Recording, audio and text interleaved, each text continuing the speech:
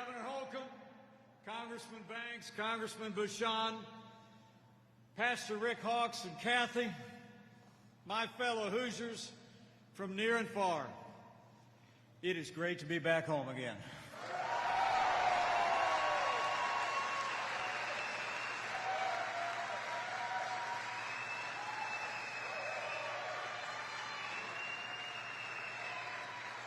And it's great to be back home in the Hoosier State, just 12 days away from another great victory all across Indiana and all across America.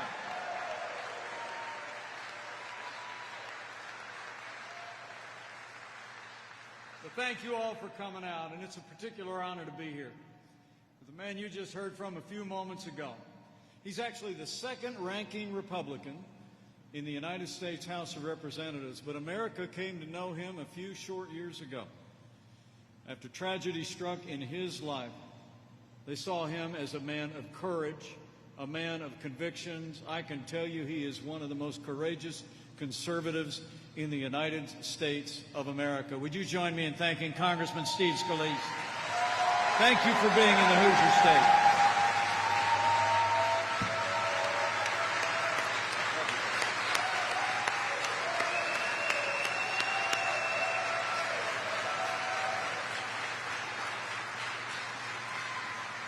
Looking around here, I'm seeing so many good friends, I'm going to start to get all choked up. And finally, it's great to be here with a man who's literally been a friend of mine for decades. And I like to say that in 2016, he was the second most surprised man in Indiana. I mean, literally, when I got the phone call to join the national ticket, it wasn't too long before that he got a phone call to join my ticket. And he has simply gone on to be one of the best governors in America. Would you join me in thanking Governor Eric Holcomb?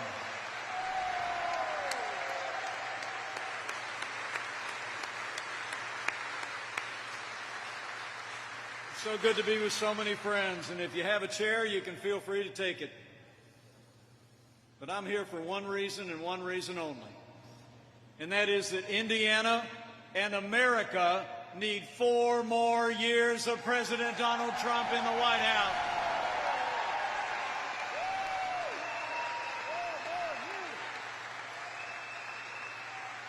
And right after you get that done, let's get 4 more years of Governor Eric Holcomb in the State House.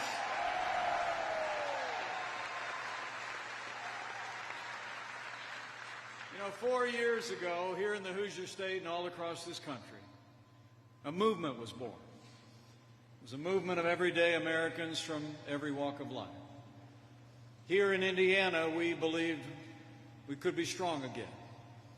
We believed we could be prosperous again. We said yes to President Donald Trump in 2016, and I know Indiana's going to say yes to 4 more years of President Donald Trump in 2020.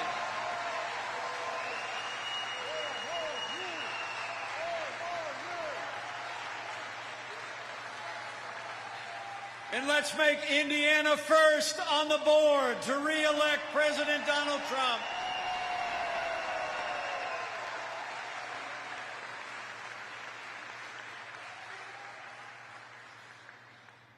You know, the president is in Nashville today. He and I chatted this morning, and he headed out for a presidential debate. He is going to take the stage in just a few hours, and he is going to take the fight straight to Joe Biden, and I can't wait.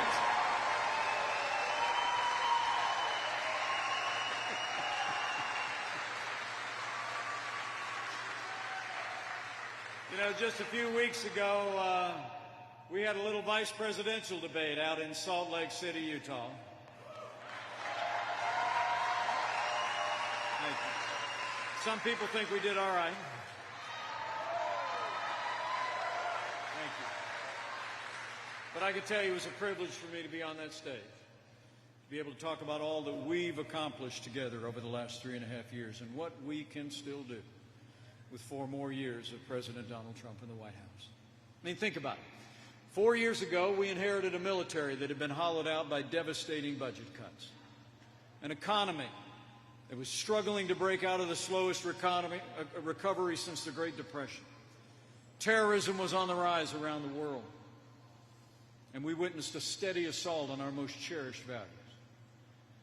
But in 3 short years, we rebuilt our military. We revived our economy. We secured our border, supported law enforcement, and stood for life, liberty, and the Constitution of the United States.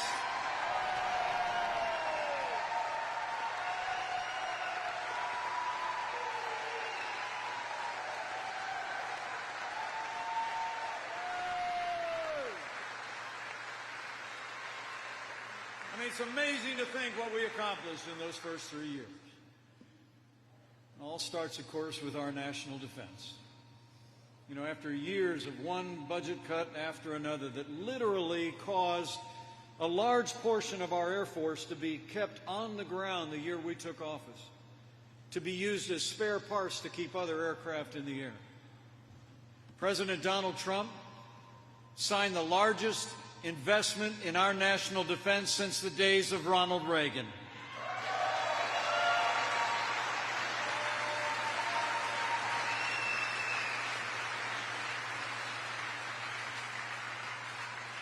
You know, and for me, it's personal. You know, when we started out in politics in Indiana 20 years ago, our kids were about the age of your kids, Jim. They were little. Our son was 6. Our daughters were 5 and 4. Now our son's a captain in the United States Marine Corps. And our daughter is married to a Navy pilot currently deployed.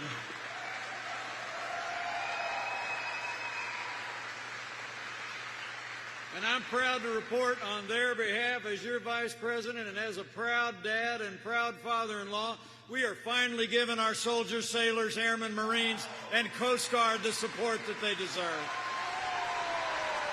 We're doing it.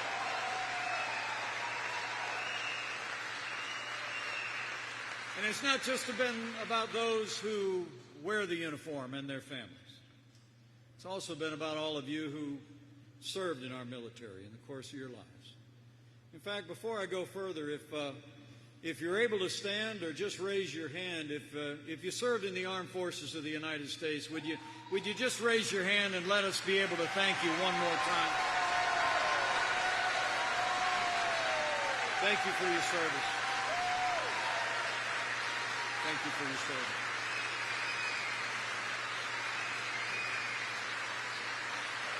Thank you for your service. God bless you. You know, when Joe Biden was vice president, you all remember, America saw years of scandal at the VA that shocked the conscience of our nation.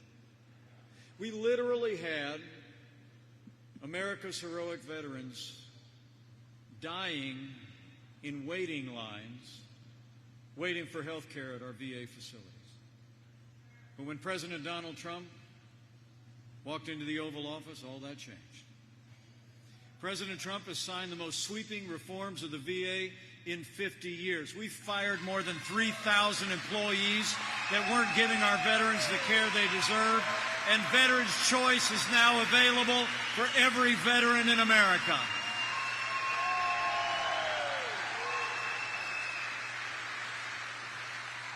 And none of that would have been possible without our partners in the Congress.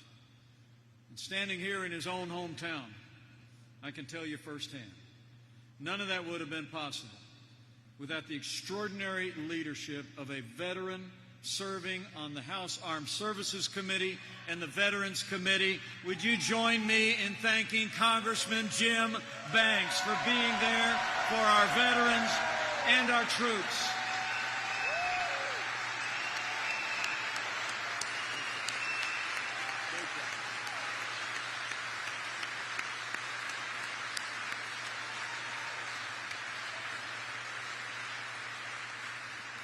What a great guy. So it's been about providing for the common defense and being there for our veterans. And in our first 3 years, after Joe Biden spent 8 years trying to spend and tax and regulate us and bail us back to a growing economy, President Donald Trump created the greatest economy in American history. It's true. It's amazing to think, in the midst of a global pandemic, Joe Biden actually wants to raise taxes by $4 trillion. Now, President Trump, he cut taxes across the board for working families and businesses large and small. We rolled back more federal red tape than any administration in history. We fought for free and fair trade, unleashed American energy, and in just 3 short years, businesses large and small created more than 7 million good-paying jobs, including 88,000 jobs right here in the Hoosier State. Amazing. In those first 3 years, unemployment reached a 50-year low, and wages rose at their fastest pace than any time in the last 10 years. And what means the most to the President and me is wages rose most rapidly for hardworking, blue-collar Americans. The forgotten men and women of America were forgotten no more. It's true.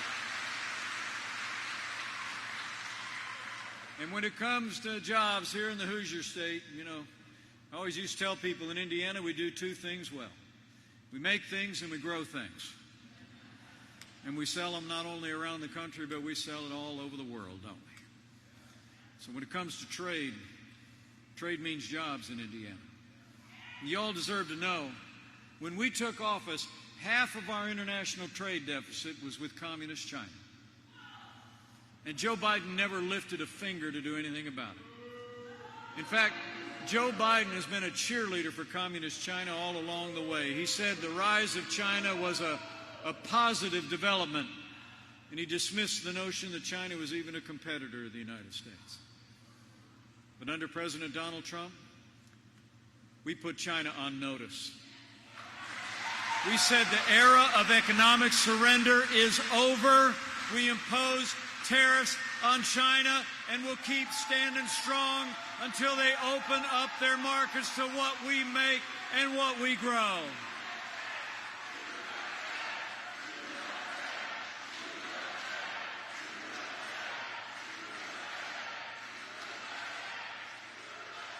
And closer to home, we all remember NAFTA, right? In the 25 years after NAFTA was signed, here in Indiana and around the heartland, we literally saw entire communities shuttered as 60,000 factories were closed, and many of those jobs were moved south of the border and overseas. And again, Joe Biden and the Democrats always talked a lot about what was wrong with NAFTA, but they never did a thing to change it. But the man who wrote The Art of the Deal, he got America a better deal. NAFTA is gone, and the USMCA is here to stay.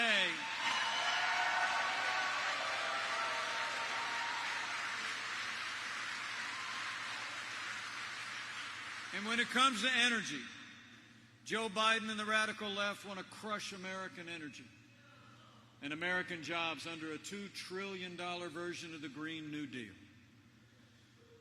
You know, the president had to remind him at the last presidential debate that he supported the Green New Deal. And he just might remind him again tonight.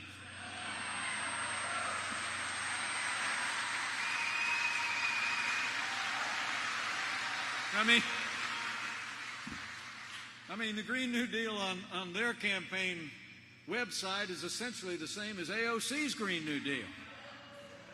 And that's according to USA Today. But the Green New Deal actually would require the retrofitting of 4 million business buildings, 2 million homes. It would raise the cost of electricity for every home and business in Indiana and in America. President Trump, he's been a champion for American energy. We ended the war on coal, expanded energy production all over America, and we're now a net exporter of energy for the first time in 70 years.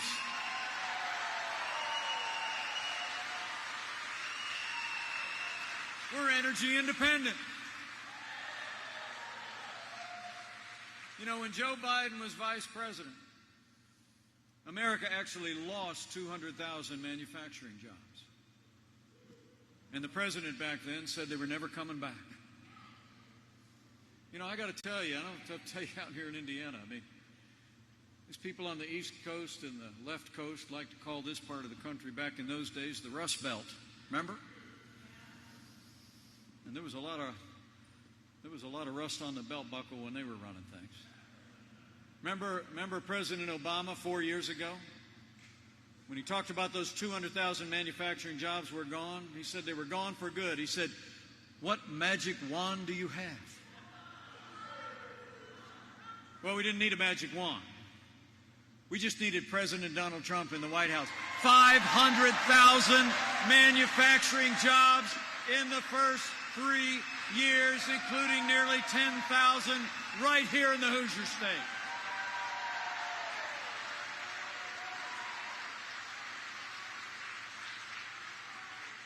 And I got to tell you, that's a credit to hardworking Hoosiers. It's a credit to this president and his policies. Our allies in the Congress support it. But I also want to say it's also a credit to a governor who believes in Indiana manufacturing and has fought for Hoosier jobs. Join me in thanking Governor Eric Holcomb for putting Hoosier workers first.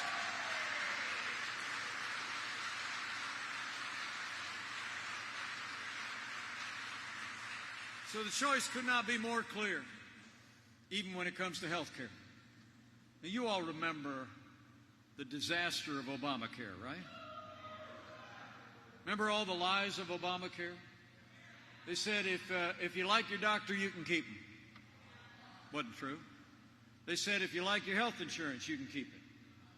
That wasn't true either. They said health insurance premiums would go down. When we took office, health insurance premiums had doubled since Obamacare became law. Now, Joe Biden and Kamala Harris, they got a plan that exports socialized medicine from Bernie Sanders' Medicare for All plan. They call it a public option to put right in the middle of Obamacare, and it'll set our nation on an inexorable path to socialized medicine. But under President Donald Trump, we got rid of the individual mandate. And we've been fighting to lower the cost of health insurance without growing the size of government. We have lowered the cost of prescription drugs. We passed Right to Try, and we're going to improve the greatest health care system in the world with free market principles, and America will never be a socialist country.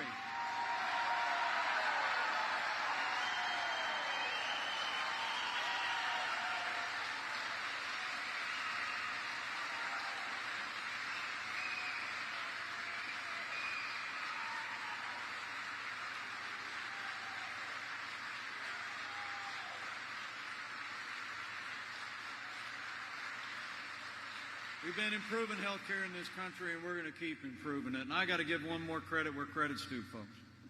There's a doctor who became a congressman. He represents a district down near Evansville, Indiana, but he is one of the leading voices on free market health care reform that respects the doctor-patient relationship in America. Would you join me in thanking Indiana Congressman Larry Bucshon? Thank you, Doc. We got a doc in the House.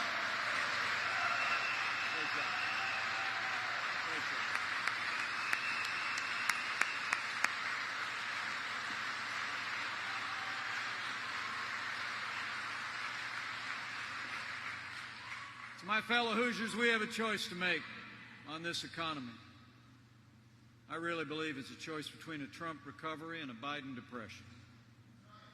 There was a recent study that just came out that said Joe Biden's economic policies would cause America to lose 5 million jobs. And it would cost the average family household income $6,500 a year.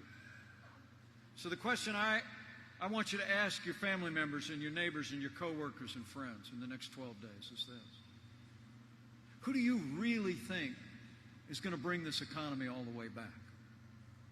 a career politician who spent 47 years in Washington, D.C., raising taxes, growing government, waving a white flag of economic surrender on trade, or a proven job creator who will keep cutting taxes, fighting for American jobs and workers, for our families, for our jobs, for the great American comeback. We need 4 more years of President Donald Trump in the White House.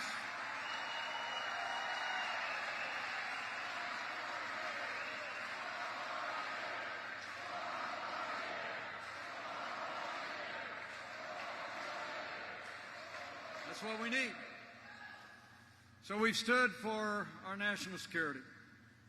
We've stood for prosperity, fought for American jobs, American energy, and American workers.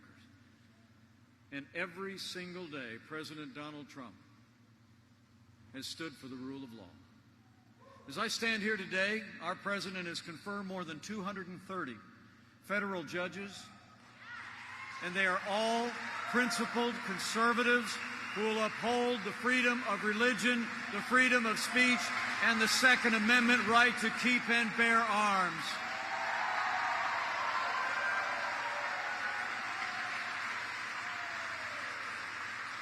Incredible. Last month, we paused as a nation rightly to honor the life and service of the late Justice Ruth Bader Ginsburg. But when the memorials were over, President Trump fulfilled his duty under the Constitution. And he nominated a principled, brilliant, conservative, Hoosier woman to the Supreme Court of the United States of America, Judge Amy Coney Barrett. Isn't she great?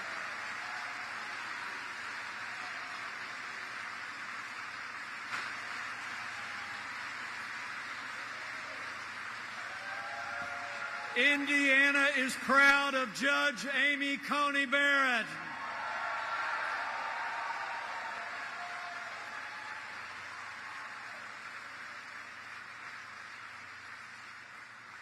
What an amazing person.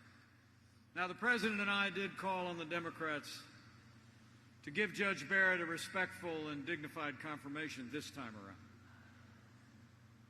But we have reason to be concerned. As you might remember, a couple years ago when she was being confirmed to the Court of Appeals, the ranking Democrat on the Judiciary Committee actually said she was concerned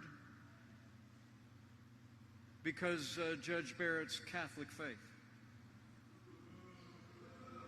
She actually said, quote, "The dogma lives loudly within you." And Hollywood elites have already been criticizing Judge Barrett's faith and her convictions.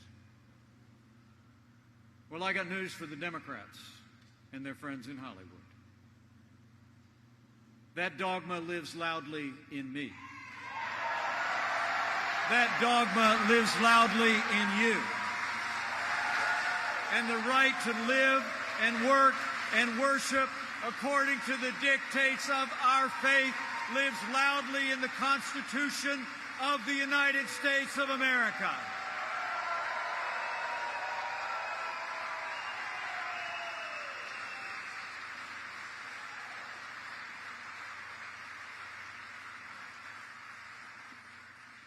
Now, the Senate's going to vote this Monday. They got her out of committee today.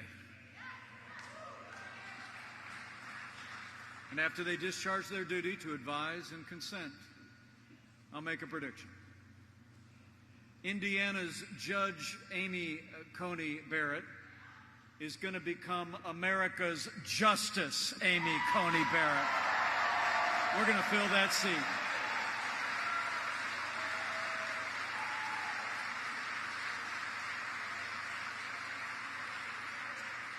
Now, Hoosiers deserve to know one more thing about the Supreme Court.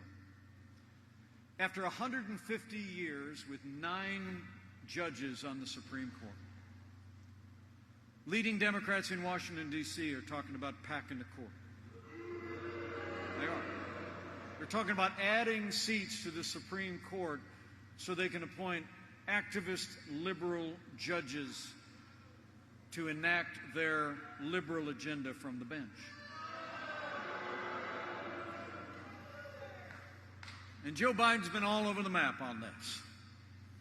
First, he said he wasn't going to answer it. Then he said he was going to answer it after Judge Barrett was confirmed next week. And now he just told a television interview that he's going to answer the question after the election. He called it a live ball.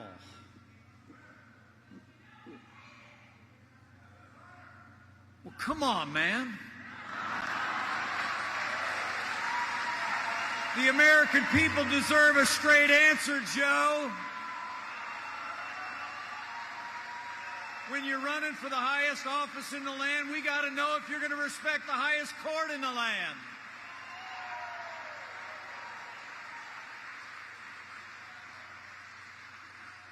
You know, I mean, we all know what's going on here, right? I mean, I was born in the morning, but not yesterday morning. And Joe Biden and Kamala Harris are going to pack the court with liberal activist judges to advance their left-wing agenda if they win the election, but we're not gonna let it happen. We're gonna re-elect President Donald Trump for 4 more years and protect an independent judiciary for generations to come.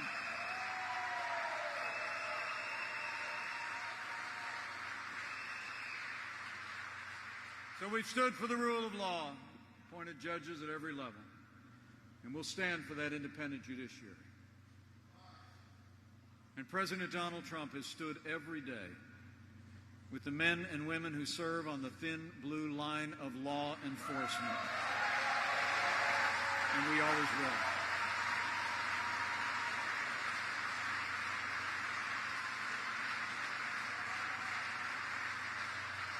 You know, during my years as a congressman from this state and as your governor, I saw up close the incredible caliber of the men and women of law enforcement, city police officers, county sheriffs, our great Indiana State Police. And as I've traveled around this country, I can tell you, the men and women who serve in law enforcement across this state and nation are some of the best people in this country.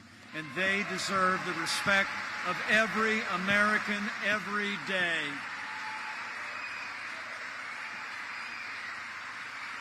Let's hear it for our law enforcement officers who are here.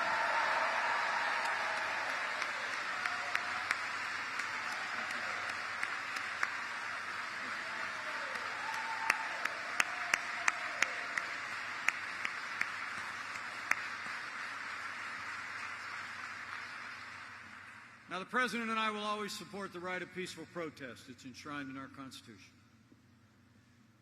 But rioting and looting is not peaceful protest. Burning businesses is not free speech.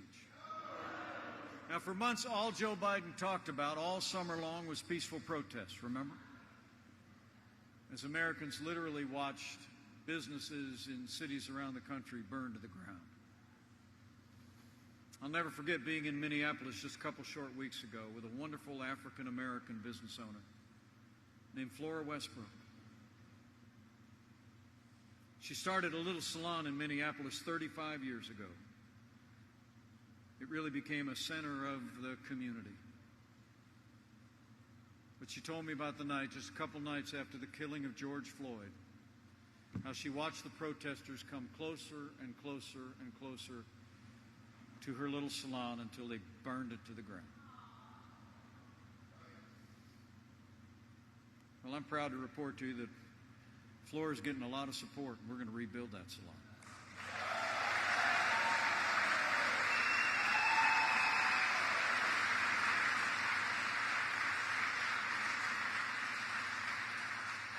The truth is, her story is one of hundreds and hundreds of stories impacting families of every race and creed and color in major cities around the country. And the truth is, Joe Biden's policies, I believe, the policies that he doubled down on, are contributing to the atmosphere of violence in our cities. You know, when you start to withdraw support or even condemn those who support people that protect and serve, you only embolden those who would do harm to our families and our communities. Now, Joe Biden explains all of it by saying that he believes America is, quote, systemically racist. And he and Kamala Harris say all the time that they think police in this country have a, quote, implicit bias against minorities. When Joe Biden was asked if he'd cut funding to law enforcement, he said, yes, absolutely. But under President Donald Trump, I'll make you a promise. We're not going to defund the police. Not now, not ever. We're going to back the blue, and we're going to back the blue for 4 more years.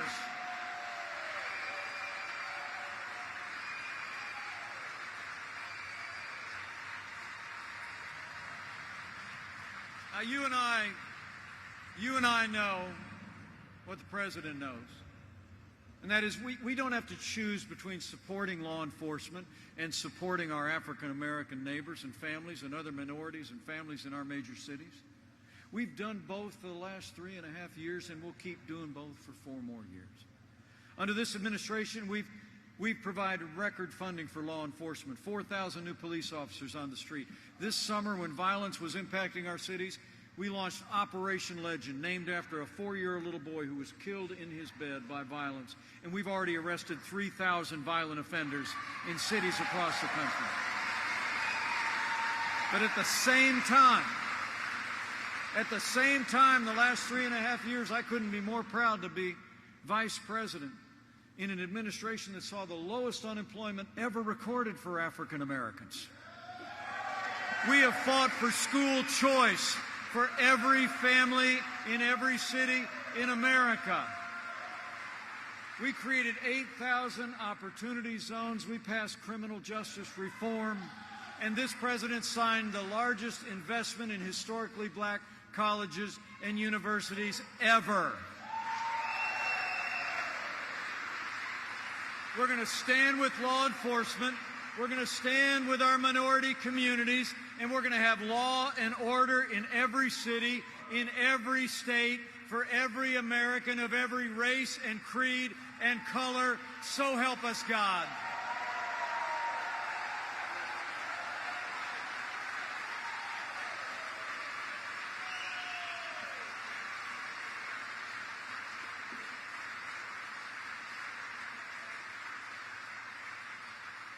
And finally, when it comes to values, when Joe Biden was vice president, we saw a steady assault on the religious freedom of Americans of every faith.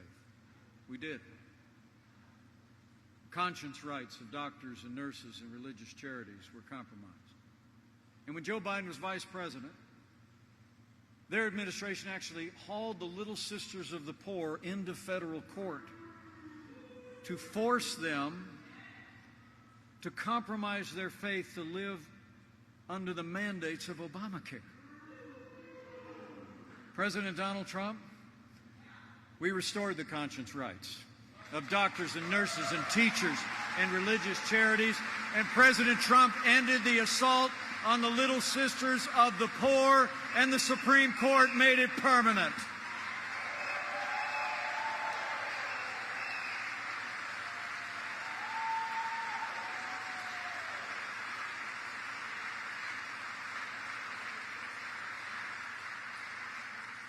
And finally, where Joe Biden and Kamala Harris support taxpayer funding of abortion all the way up to the moment of birth, and are calling for record increases in funding to the largest abortion provider in America, I couldn't be more proud to be vice president to the most pro-life president in American history.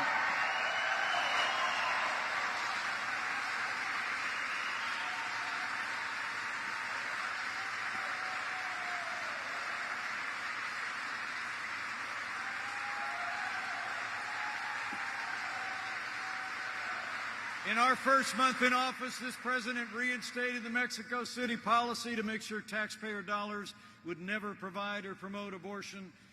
And President Trump signed a bill that allowed states across America to defund Planned Parenthood.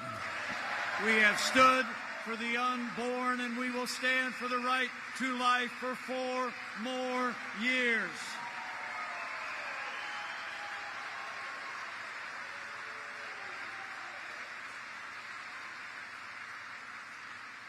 So in our first 3 years, if you're taking notes, we rebuilt our military, we revived the economy, we stood for law and order and liberties in life.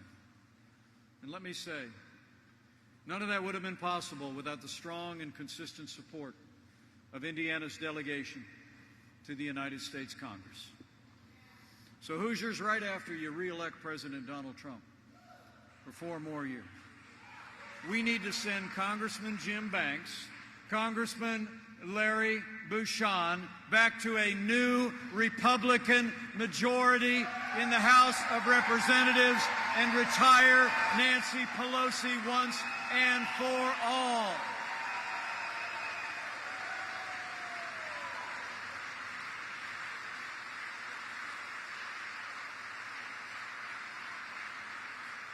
I want Steve Scalise leading a Republican majority in the Congress.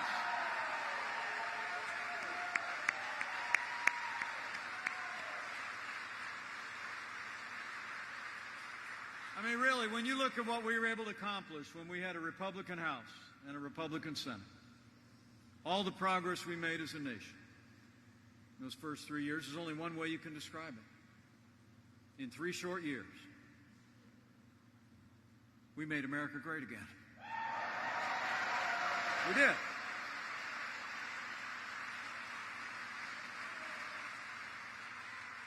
And then 2020 arrived, and the coronavirus struck from China.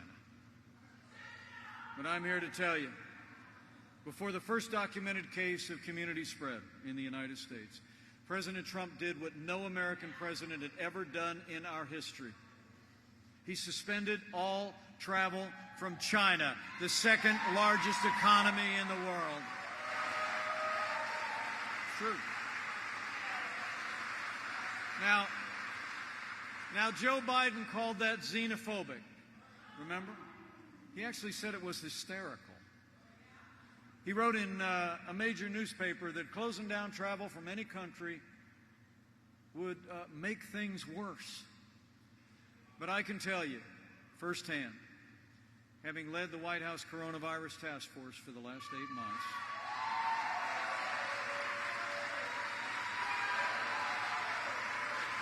President Donald Trump's decision to suspend all travel from China saved untold American lives, and it bought us invaluable time to stand up the greatest national mobilization since World War II. It's true. We reinvented testing. We began, before the month of February was out, to develop new medicines to begin the process of developing a vaccine. We saw to the manufacture, including here in Indiana, of billions of medical supplies for our incredible doctors and nurses and healthcare workers and first responders. And before the end of this year, we are going to have the first safe and effective coronavirus vaccine with tens of millions of doses for the American people. That's what leadership looks like. Now, we have a ways to go, and we all have a role to play, but I promise you, every step of the way, we're going to keep making sure that our doctors and nurses in hospitals have the supplies and the medicines and the resources to give any Hoosier that's impacted by this pandemic the level of care that we'd want a member of our family to have. We're going to keep working to slow the spread, to protect the vulnerable, to save lives. And where Joe Biden is talking about shutting down our economy, we're opening up America again.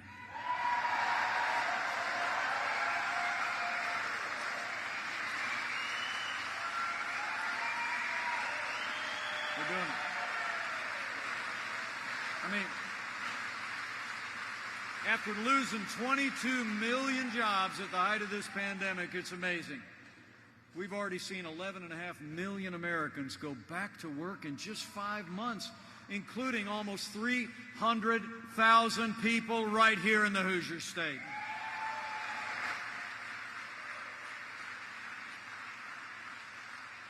We're working every day to open up America again, and we are opening up America's schools. And I'm proud to report to you, Mrs. Pence is already back teaching in a classroom in that little Christian school near Washington, D.C.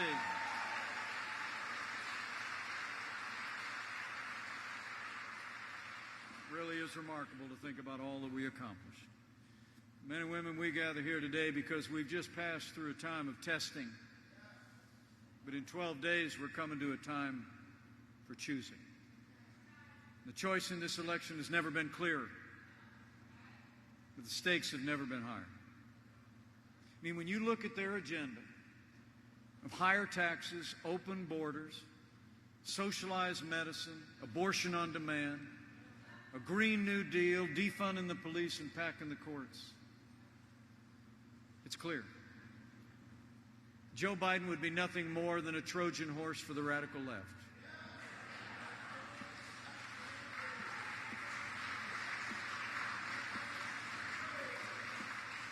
Now, Joe Biden said at their convention that democracy is on the ballot. Well, I think our economic recovery is on the ballot. I think law and order are on the ballot. But I also believe there are things much more foundational and fundamental to who we are that are on the ballot as well.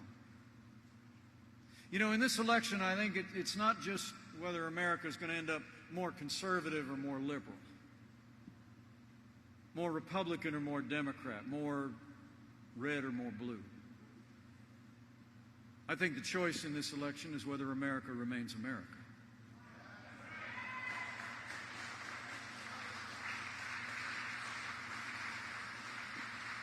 It's whether we're going to chart a course based on our highest ideals of freedom and patriotism, of liberties, and faith and family, or whether we're going to let Joe Biden, Kamala Harris, the Democratic Party, take us down a pathway charted by the radical left to socialism and American decline. So let me say, for our freedom, for all the ideals that have always made America great, my fellow Hoosiers, we have to decide right here and right now that Joe Biden will never be president of the United States. We're going to re-elect President Donald Trump for 4 more years.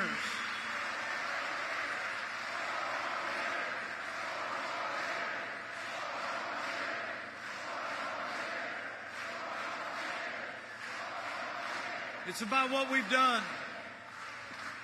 It's about the choice, and it's about what we have yet to do. I mean, over the next 4 years, as the President said, we will distribute the vaccine and defeat the China virus. We will maintain America's unrivaled military might and ensure peace through strength. We will make Indiana and America the manufacturing superpower of the world and end our reliance on China.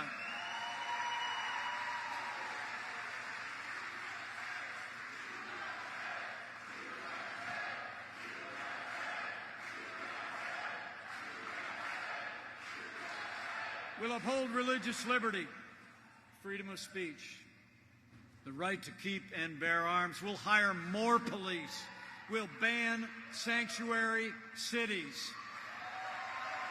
And we will stop the indoctrination of our students and restore patriotic education to our schools.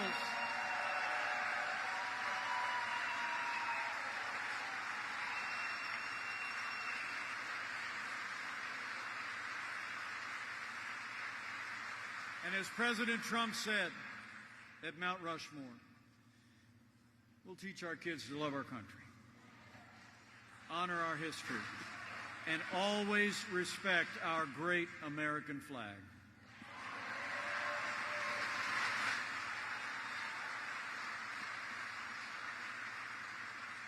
Folks, I got to tell you, it's great to be back home again. It really is, and I want to thank you. Thank you for coming out today, but thank you for the honor of serving as your vice president. It's the greatest honor of my life.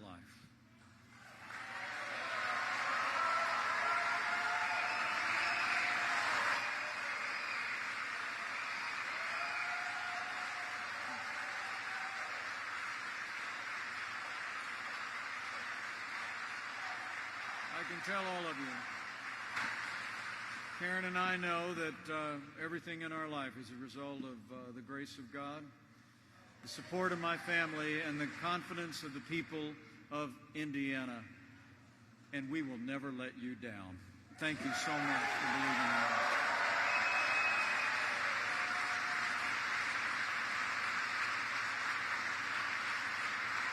You know, it's hard for me to believe that 4 years have passed. It's hard for me to believe that 4 years have passed since the day I got the phone call to join this national ticket.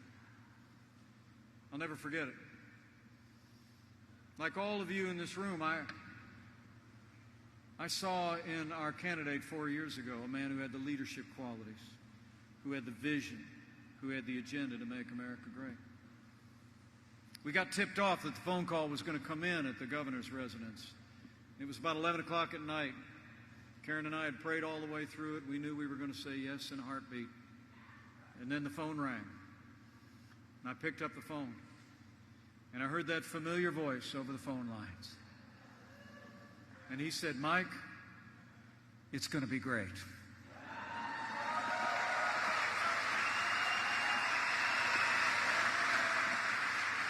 And you know what? It's been great every single day, and we're going to make it greater for 4 more years.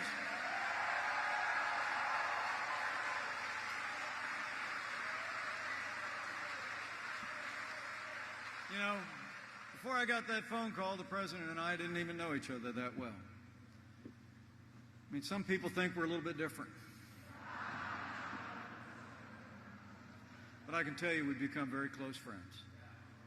I've served alongside this man every day, and I'm going to tell my fellow Hoosiers from my heart. I've seen him when the bright lights are off. There's no cameras around. And I can tell you firsthand, against unrelenting opposition by the Democrats and their allies in the national media, there's never been a day gone by that this president hasn't gotten up and fought to keep the promises that he made to the people of Indiana. Now it's our turn to fight for him. It's on, Indiana. This is it. Okay? So I got a couple things I got to ask you to do before I get back on that airplane you all have made it possible for me to ride in the next 12 days. First and foremost, number one, you need to vote, Indiana. Vote to re-elect President Donald Trump to the White House.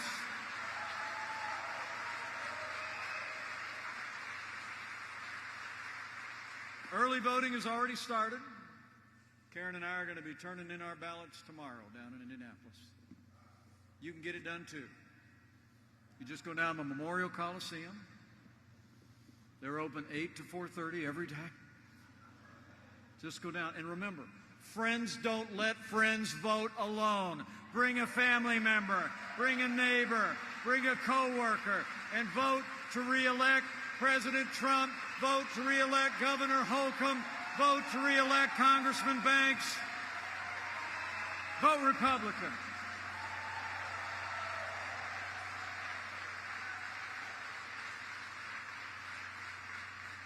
So number one, after you vote with a friend, number two, I want you to go tell somebody what you heard here today.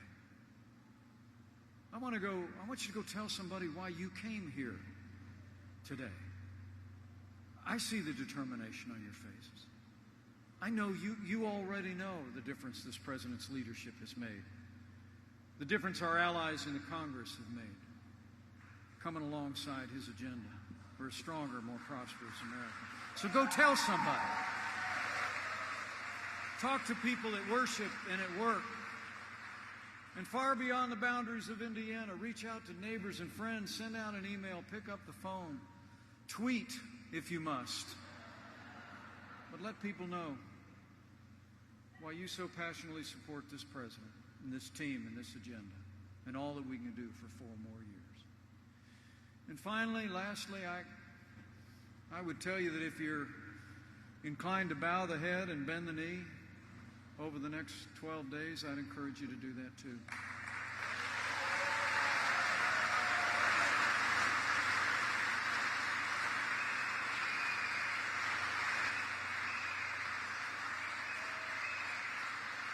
know, I know Pastor Hawks got us off on the right foot at this rally. A little girl turned in a question during that vice presidential debate. She talked about how she turned on the TV and it just seems like people were more divided than ever before.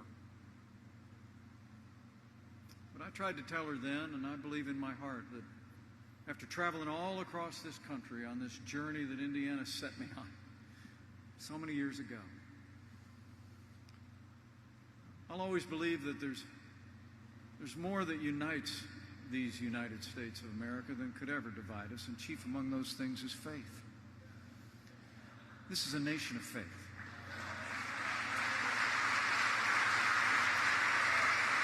And so I encourage you, in this momentous time, in the midst of a global pandemic, as our economy and our America's getting back on our feet, beginning to move forward, facing such a dramatic choice, I just encourage you to pray. Pray with confidence, though, in those ancient words that Americans have clung to through much more challenging times than we could even imagine. That if his people who are called by his name will humble themselves and pray and turn, he'll do like he's always done in the long and storied history of this nation. He'll hear from heaven, and he'll heal this land. This one nation, under God, indivisible, with liberty and justice for all. So pray for America. Pray for all of the American people. It'll make a difference. And I just know in my heart, if all of us do all that we need to do in every hour that remains between now and the close of polls, we're going to have a great victory all across Indiana and all across America.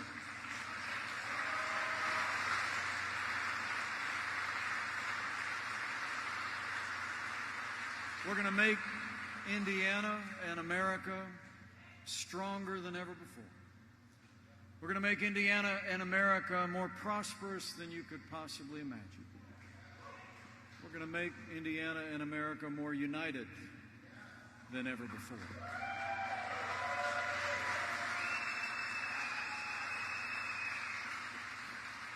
And with Congressman Jim Banks, Congressman Larry Bouchon, and Steve Scalise back in a new Republican majority on Capitol Hill. With Governor Eric Holcomb back in the State House. With President Donald Trump back in the White House for 4 more years, and with God's help, we will make America great again. Again. Thank you very much, Indiana. God bless you. And God bless America. Let's go get it done.